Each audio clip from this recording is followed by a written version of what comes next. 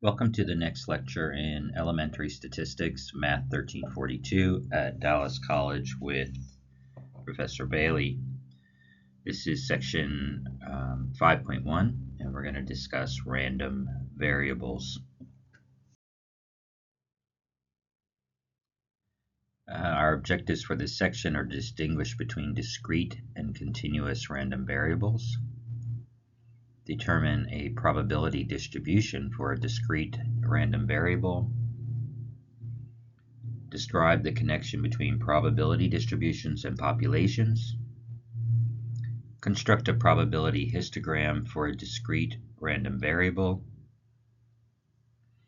compute the mean of a discrete random variable, and compute the variance and standard deviation of a discrete random variable.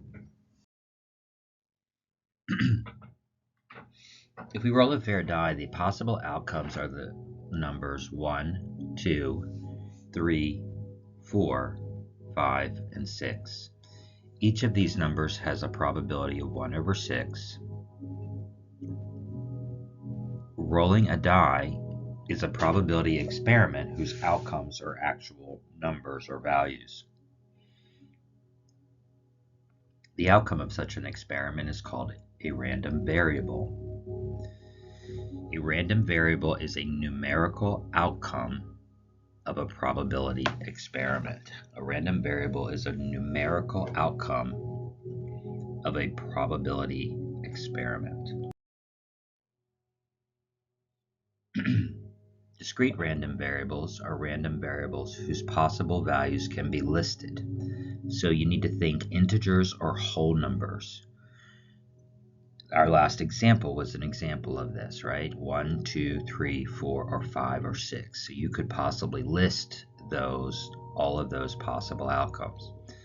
If we're surveying the number of siblings a person has, this is another example because we would only be dealing with whole numbers, 0, 1, 2, 3, etc.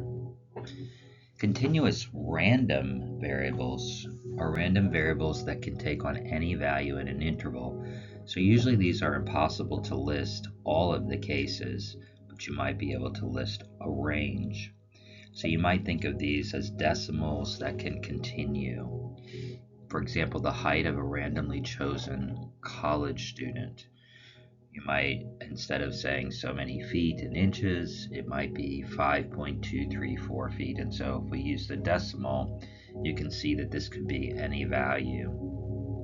And even if it's not infinite values, which it technically could be if we kept getting smaller increments with decimals, it still is a challenge to list each of these. I mean, in this alone, we've gone to the thousandths place. So we would have to list multiple thousands for each incremental foot. Same way, we could use the amount of electricity used to light a randomly chosen classroom. Again, we could be using decimals to talk about kilowatt hours or something like that. A probability distribution for a discrete random variable specifies the probability for each possible value of the random variable. So this is really no different than our general probability principle, right? That every probability has to be between 0 and 1, and that when we sum up the probabilities, we're going to get 1. This probability distribution just lists them all in a table, and in this case, it lists what each event is or outcome and its specific probability. But again, in this case, a probability distribution is based on a random variable as the event or the event outcome. A fair coin is tossed twice. Let x be the number of heads that come up. Find the probability distribution of x. So this is a good problem to try. I'm going to get you a little bit started. So what are the possible values of x if we toss a coin twice and x equals the number of heads? You should know this. We've done some others with this exact experiment in place. Then we're going to find the probability of each of these values and build a table. And remember, probability of an in general, a probability of an event equals the number of outcomes in the event over the number of outcomes in the sample space. Well, we know the sample space. Well, actually, we know it for one toss. So how do we do the sample space for tossing twice? Do you remember the tree diagram? Well, there are three possible number of heads, right? If we toss a coin twice, you could have no heads, like you only tossed the coin twice and the heads didn't come up. You could toss the coin twice and you get one head and one tail. Zero heads means that both tosses were tails. One head means that one toss was head, one was tails, and then of course there's two heads where both tosses were heads. So when we think of this is kind of the tree diagram we did before. Heads, heads, heads, tails, tails, heads, tails, tails, and you can see the number of heads here. This is our random variable. Okay, random variables are the outcomes or the values of the event. Notice the random variable is when the event is a actual value. In the event, the random variable is something really heavily related to the event. It's really intuitively the event itself. What's the probability of so many heads, okay? So X is the number of heads that comes up. Again, here we have two heads, here we have one head, here we have one head, here we have zero heads, okay? So there are three possibilities. This is a probability distribution table, okay? Now when we're trying to figure out the probability of zero heads, what are we doing? We're looking at the number of possible outcomes, which is 0, 1, and 2, right? And how many events are in each event? Well, in the case of 0, there's 1 out of how many possible outcomes? 4. So the probability of 0 would be 0.25, or 1 out of 4, okay? We could do the same thing here with the probability of one head. Notice that we have 2 outcomes in our sample space that are 1 out of 4 total outcomes, and 2 again has 1 out of 4 total possible outcomes, and so that's why these probabilities. So this is a probability distribution. You list all the possible outcomes, which of course are random variables, and then you calculate the probability of each, just the way we've been doing it. How many situations or occurrences have 0 heads, and how many possible different occurrences are there? 4. All right. So see if you can see if these look like valid probability distributions. Well, hopefully immediately you recognize the first one can't be. Now, why can't it be? Remember, all probabilities have to be between 0 and 1. So we immediately see that the third probability is negative, and this is not possible. There is no such thing as a negative probability. All probabilities have to be between 0 and 1. In the second one, all of our probabilities are between 0 and 1. The other check that we have to do is to make sure that these add up to 1. And if you add them up, you will indeed see that these all do add up to 1. So this could be a possible valid probability distribution. In the last one again, hopefully you see that this is not a probability distribution. Now why? Again, all probabilities have to be between 0 and 1, and the sum of all probabilities of samples of every possible event has to equal 1. So we can see automatically that the first probability calculation here is actually greater than 1, which is not possible.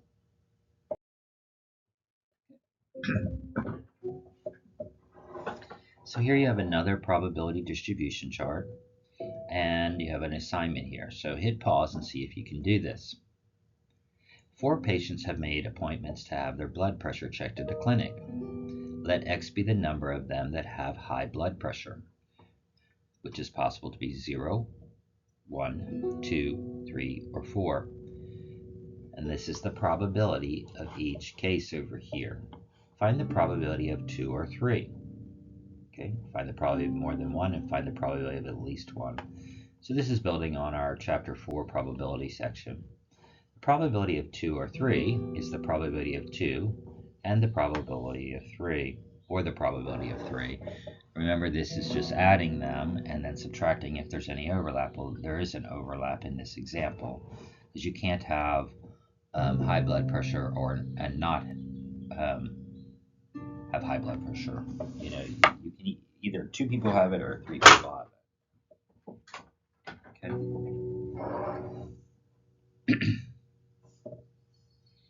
The probability of more than 1 would be the probability of 2, 3, 4. So we can just add these again.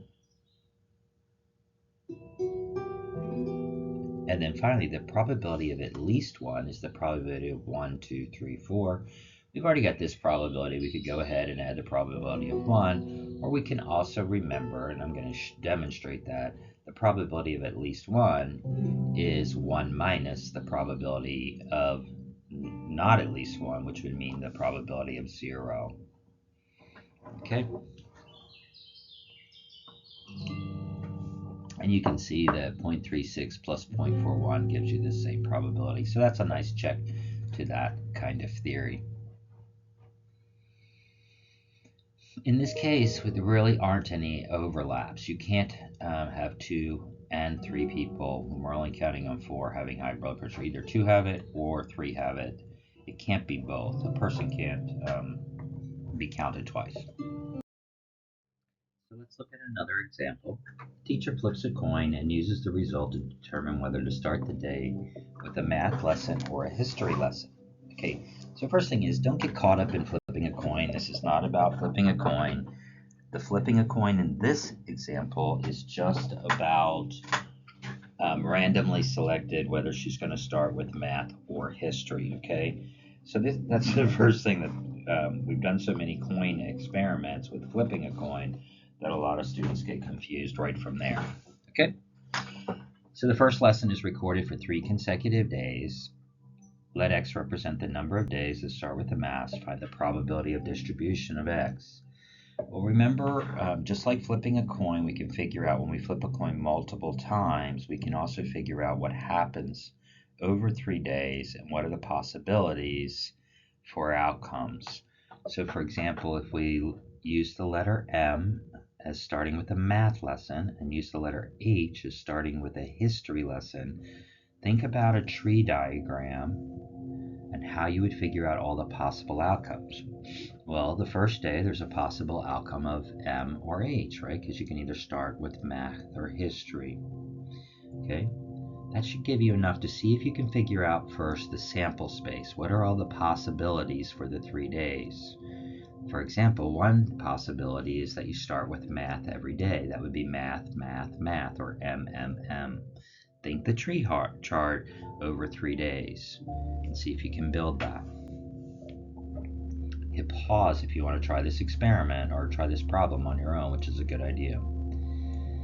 So remember, when we go through the first day we have math or history, then the next level, second day, it's math or history, so we have MM or MH. And then the third day we have math or history again, so we either have MMM or MMH, etc. Okay, so that gives us all the possibilities when we're doing a 2-choice selection, a 50-50 selection over 3 days or whatever. You can see that we have 8 different possibilities for outcome. Now we have to build the probability distribution, and the X represents the number of days that start with math. So what are the possibilities for 3 consecutive days for the value of X? We know we can have 3, we could have 2, and can we have 1? But also always remember that we can, that 0 is a possibility in this case as well. Now calculate the probability of each of this. This should be a straightforward calculation. How many events have 0 days of math? So this would only be 1, because there's only 1 outcome that has all history starting. How many have 1 day of math? Well, I can see 1 here, 2, 3. So 3. And what's the denominator? The denominator is the number of events in our sample space, which is 8. So when we calculate, this is 1 out of 8, 3 out of 8, 3 out of 8, etc. Okay? This is pretty straightforward. In this problem, you're actually given... Why did I do that? That seems to... I lost my pointer, sorry. In this problem, you're actually given the probability distribution, so this is a quick check of your thinking. Find the probability that a student participates in exactly 2 activities. That's pretty straightforward. When you have the probability distribution table, you can see the probability right there. And X represents the number of extracurricular activities, so this would be the probability. Exactly 2 is a probability of 0.45. Find the probability that a student participates in more than 2 activities. More than 2 would be 3 and 4. So we simply add those probabilities. At least 1, remember, is 1 minus the probability of not 1, or probability of 0. So this is 0.06. Actually, it's 1 minus 0.06, which is 0.94. At least 1 would be 1, 2, 3, or 4. And if you added these 4 up, you'd get the same result. We did the complement because it's much easier just to subtract one number from 1 to get that probability, but either way works.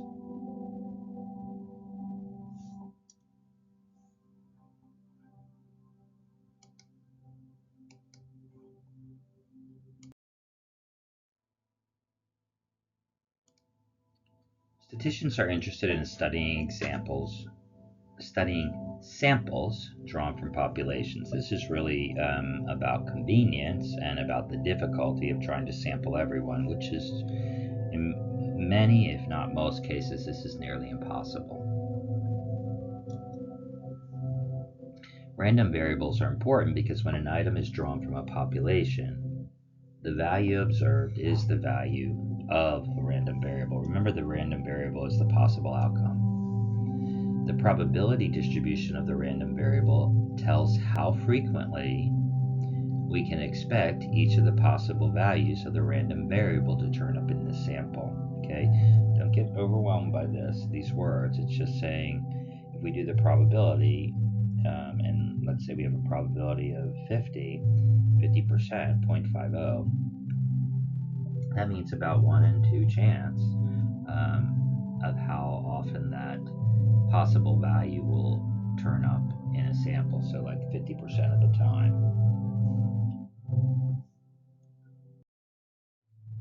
So let's look at an example.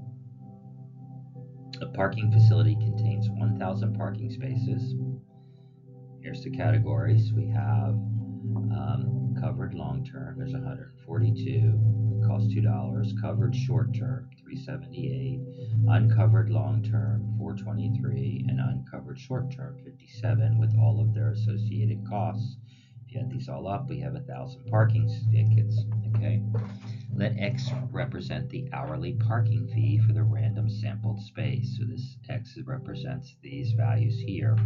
So you already know the X value of your table. And you have to figure out the probability of each. So what's the probability someone will be parking in a covered long-term space? So the X values are pretty straightforward because it tells us X is the parking fee. Now all we have to do is figure out the probability. Remember, probabilities are pretty straightforward. They're the number of possibilities for this event divided by the total number of possibilities. Well, there's only 142 spaces. 150 is uncovered long-term. It's a good idea to put these in numerical order. This is uncovered long-term. There are 423 spaces out of 1,000, and that's our ratio. When we look at this, 423 people will park in uncovered long-term out of the 1,000 spaces. And so we can go through and do that with each of these counts. And you can see the probability counts here, or the calculations, I should say. So this is a pretty straightforward problem. Random distributions are nice because the outcomes are specific events and they are specific values. Often when we draw a sample, we compute the sample mean, x bar. The quantity x bar is a random variable because its value is different for different samples. If we take a different sample, the x bar is likely to change. The probability distribution of x bar is usually difficult to compute. We will learn a way to approximate the probability distribution of the sample mean when the sample size is large in a later chapter. So try this experiment, this exercise, and see if you can do it. There are 5,000 undergraduates registered at a certain college. Of them, 478 are taking one course, 645 taking two courses, 568, 3, 1864, 4, 1357, 5, and 88 are taking 6 courses. Let x be the number of courses. Find the probability distribution. In all of these, again, x represents something that's very specific to the experiment and is a kind of intuitive exercise or value for this. So x is the number of courses taken, and we can see that students can take between 1 and 6. Generally, we also include the possibility that a student takes no courses. Although I guess if a student takes no courses, they would not be a student. So in this case, we don't use 0. Okay? Because if they're taking 0 courses, then they are not enrolled at the college. A student cannot register for 0 courses. So this is one of those cases where 0 has no meaning in this exercise. Now again, this should be an easy probability for you to figure out. So if you haven't hit pause, try it and then plug it in. Okay, how did we find these? Again, all we're doing is taking the number of students that are taking that number of courses and dividing it by the total number of students, which was 5,000. Okay, here's the calculation for the probability of 1. So here is our probability distribution based on the number of classes a student is taking at this college. So it's a good idea that when you're in a longer lecture, and we've been at this about 20 minutes now, somewhere in the middle you just take a pause, hit pause on the video. If you're a little tired, stand up, you can stretch, you can do the lotus pose, go outside and take a breath, walk around the block, walk around your house, anything to get your blood flowing and just to shift the energy for a while. I like to throw some quotes in here, something to ponder while you're walking, or maybe something that you don't ponder, it just kind of sits in there and soaks like you in a bathtub. Don't expect success where there is no discipline.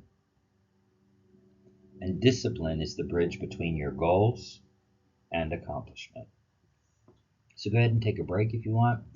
I highly recommend it, and come back and hit play again when you're ready. So probability distributions can also be represented with histograms. Remember, these are just bar charts where the sides touch. Okay, this helps us visualize the distribution. The following represents the probability distribution in histogram for the number of heads in a sequence of 5 tosses, using the assumption that heads and tails are equally likely and that the tosses are independent events. And so this is in 5 tosses, and this is for the number of heads. So we could have up to 5 heads or 0 heads, and you can see the probability there as we go through each one head. And again, you could build the tree diagram here. And again, you'd have heads, tails for the first, and then for the second you'd have heads, heads, heads, tails, tails, heads, tails, tails. For the third, you'd have heads, heads, heads, heads, heads, tails, heads, tails, heads, heads, tails, etc. You get the idea. To figure out all of those possible outcomes, you'd have to draw the sample space for this to figure out how many you get. Remember, when we just do toss a coin twice, we get 8 samples, or 8 possible outcomes. heads, heads, heads, heads, tails, tails, whatever. You get the idea. So you'd want to draw the sample space with a tree diagram in order to calculate these.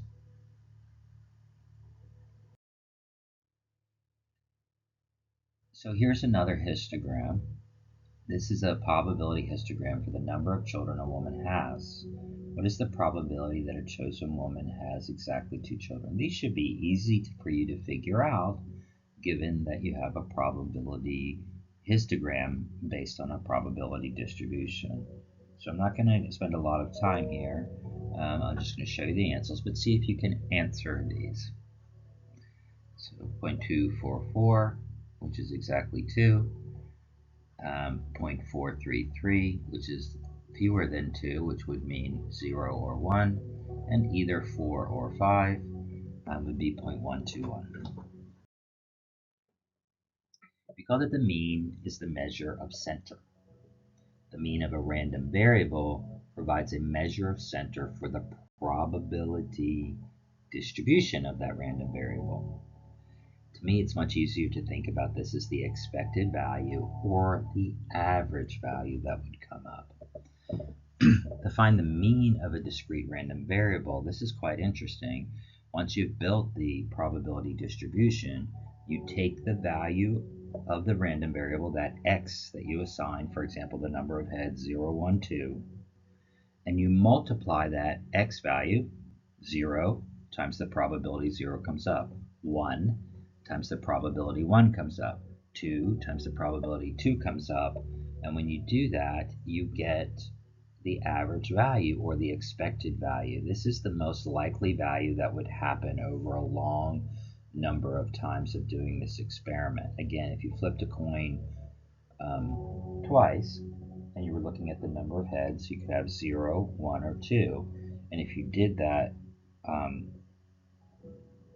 flipping a coin twice, let's say 1,000 times or maybe even more, then the expected value is kind of the average value to expect to get. So let's look at one of these.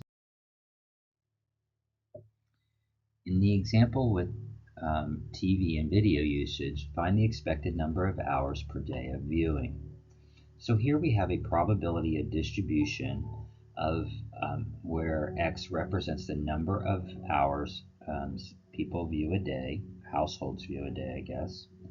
So some households 0.13 or 13% of households view 0 hours of TV a day, and 2% view 6 hours of TV a day. So see if you can find the expected value. Remember, it's the sum of all the x's times the probability of that random variable. So in that case, what we're doing here is we're multiplying each of the columns, 0 times 0.13, 1 times 0.24. Once we've done the multiplication, then we're summing them all together.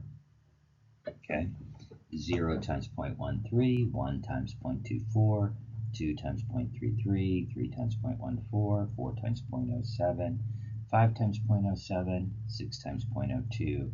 When we do that product and then add them all together, we get 2.07. And what does this mean? On average, people that responded to this survey watched 2.07 hours of TV or videos per day. It tells you it's an old survey, right? Watching TV or videos. Find the mean number of defective pixels. Computer monitor is composed of a large number of points of light called pixels. It's not uncommon for a few pixels to be defective. Let X represent the number of defective pixels on a randomly chosen monitor. So again, whenever we're trying to find the mean of a random distribution, what we're talking about here is the expected value. Again, in all, you can see here the mean of the expected value of X is simply equal to X times the probability of that value of X, and then adding them all up together. And so here we get 1.2. On average, we'd expect that there would be 1.2 defective pixels per monitor. Okay. So this is an interesting way to think about it. if we did a histogram for this, this value here would be the exact balancing point. And what it's saying here is if you thought of each bar on a histogram as a weight, then this would be the place where that would stay just level. Okay, so since this is not symmetric, it's not right in the middle, but at 1.2, I don't know why, so we get 0 here, 1 here, 1.2, or 2 here, so somewhere in between here, and exactly at that point, you would 1.2, it would be somehow balanced if you put it on a scale. If a probability experiment that produces a value of random variables is repeated over and over, the average of the values produced will approach the mean of the random variable. This is just an experience of the law of large number for averages. So when we're sampling from a population, our interpretation of the mean says that as the sample size increases, the sample mean will approach the population mean. Again, this is just the law of large numbers. As the sample size grows, the mean will be more close to the population average. There's many occasions when we want to predict how much we're likely to gain if we make a certain decision or we take a certain action. Often this is done by computing the mean of a random variable. In these situations, the mean is sometimes called the expected value and is denoted E of x. If the expected value is positive, it's an expected gain, and if it's negative, it's an expected loss. So let's look at an experiment here that I think does a really good job of explaining this idea, especially with the nuances and getting some of your thinking really clear. Suppose a local symphony decides to raise money by raffling off a microwave oven worth $400, a dinner for two worth $80, and 2 books worth $20 each. A total of 2,000 tickets are sold at $1 each. Find the expected value of winning for a person who buys 1 ticket in the raffle. Okay, so you buy a raffle ticket, and what can you win? Well, first of all, we can win a microwave.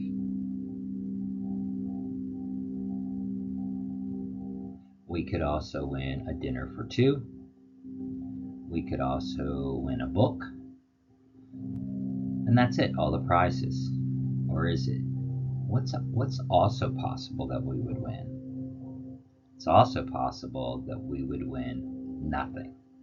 Okay? We got to remember that nothing situation, and often our brain doesn't include nothing.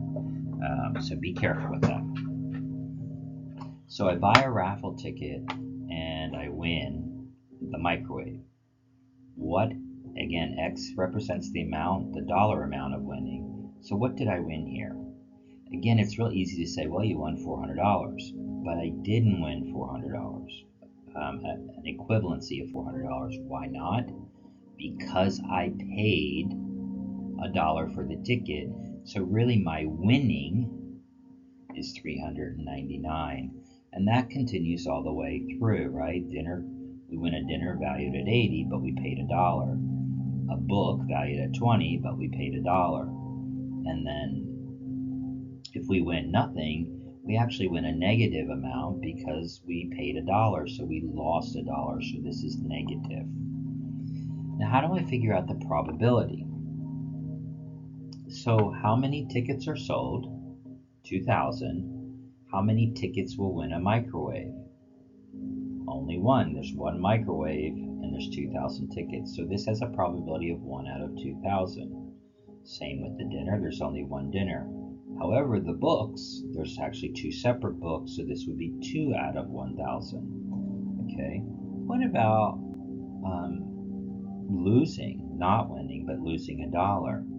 Well, remember there's 2,000 tickets sold and I have 4 prizes. 1, 2, 3, 4, because I have 2 books.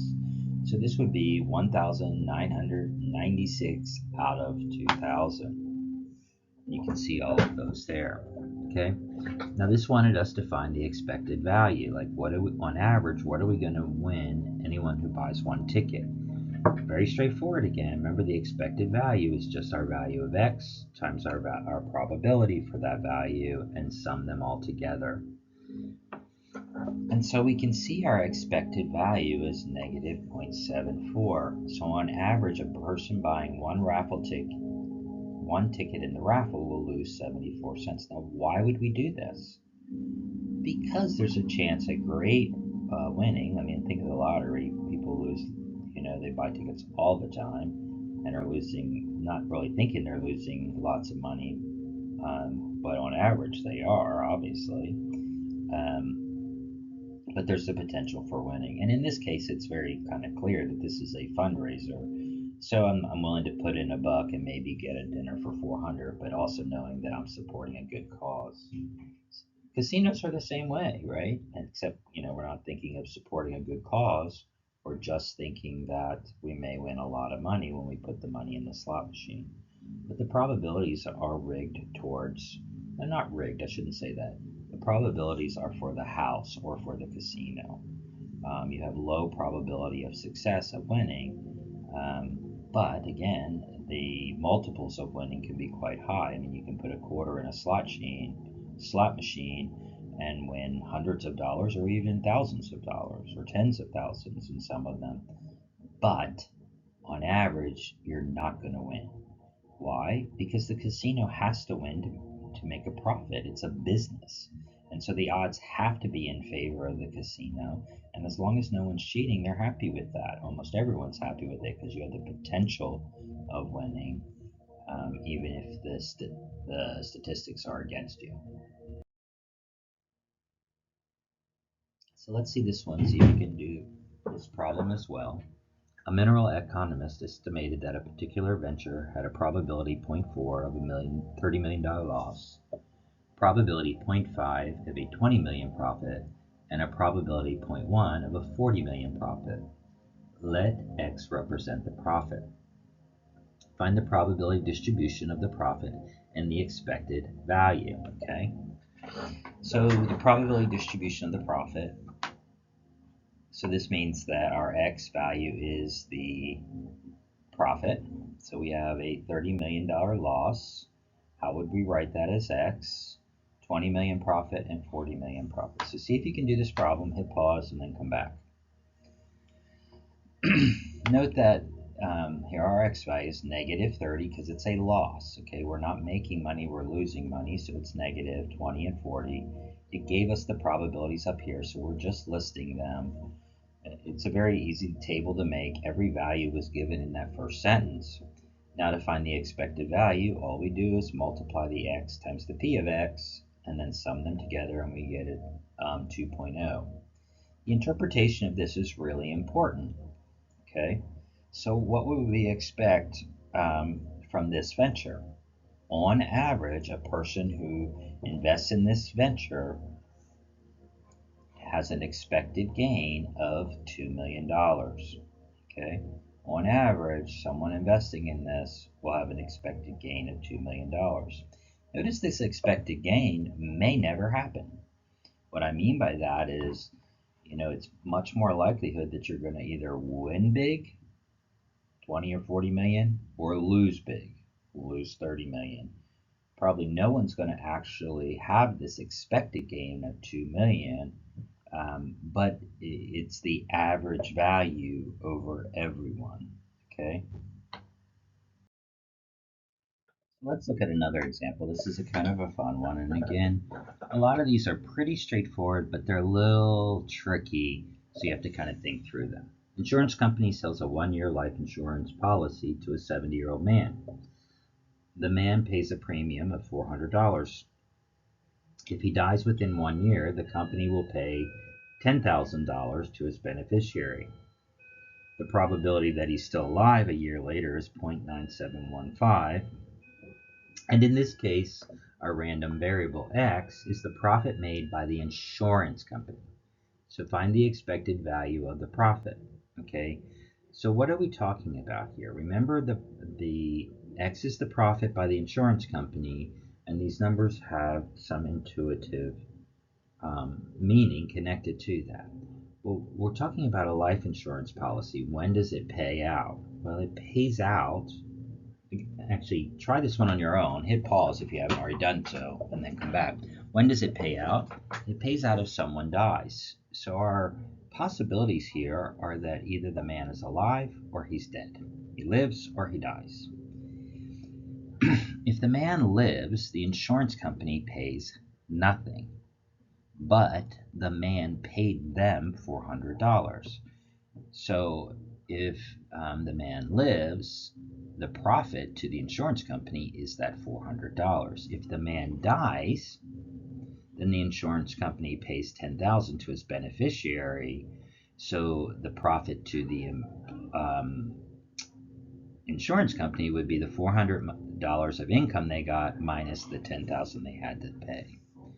It tells us the probability that he will be alive 1 year later, 0.9715. So we can see that the probability that he's dead is going to be 0.0285 because he's either alive or dead. He can't be anything else. And so remember, all probabilities have to add up to the value of 1. So now we have to calculate the expected value of this. What's going on here? So again, x times p of x, and we get 115.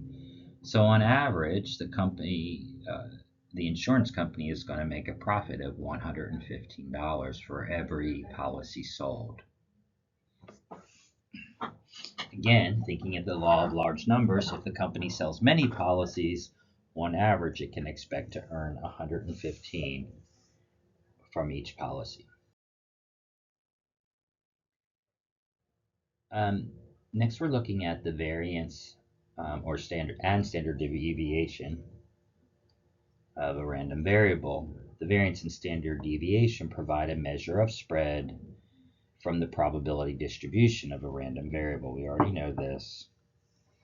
The variance of a discrete random variable is given by, remember, the variance is the standard deviation squared. Here we have sigma squared of x is the summation of each random variable minus the random variable means, the average value of the random variables, this difference squared times the probability of x. This is a little bit easier to calculate. We can find the standard deviation squared if we square each of the the random variable values times them, times that square, times the probability of each random variable, and then subtract the mean squared and add all of those up together. And then, of course, the standard deviation of a discrete random variable is just the square root of the variance. Again, in the back of your section of the book, there are great tutorials and step-by-step instructions for how to use technology to come up with each of these solutions with a larger data set. This takes us to the end of 5.1. These are the same objectives we had in the beginning. I think it's a good idea for you to hit pause and review these. And so make sure you understand all of them, and you can go back and watch the video again. And of course, you have your ALEKS modules.